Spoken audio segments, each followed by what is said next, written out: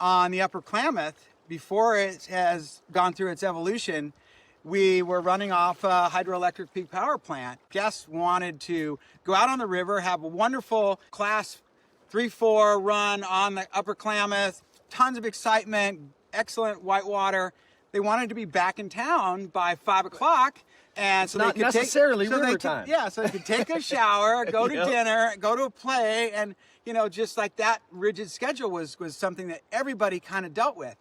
And then we actually had some time with Pacificor where it was the first time as outfitters we really got organized, because they started really messing with the flows. Oh. And they started trying to match supply and demand, and they wanted to peak the generators at like 4 and 5 in the afternoon. And that doesn't really fit into our schedule. Doesn't work. So, but also as business owners and as outfitters, we're most of us are pretty scrappy and pretty resourceful.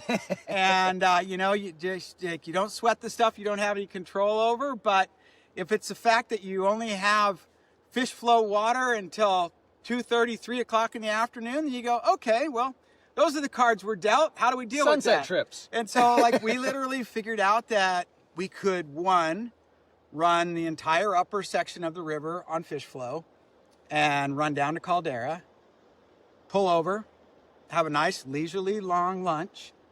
And basically while we were having that leisurely long lunch, the guides are literally watching the water to see if they can move it into okay, we're gonna hustle up here and get out of here. Let's get on or the like bubble. Okay, I think we're gonna do another story. So and so is gonna take everybody on a nature walk. Right. We're gonna go, because you're basically just watching all these things going, all right, wait a minute, we got to watch for it.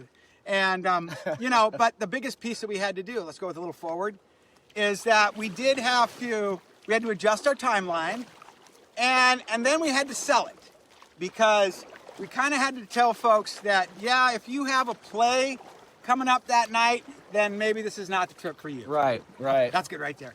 And so, because that was kind of one of the things. And so you have to kind of identify that, setting the expectation that, yeah, it's possible that we're back to town by 6 or 7, but it's also a possibility that we don't get water until 5:30.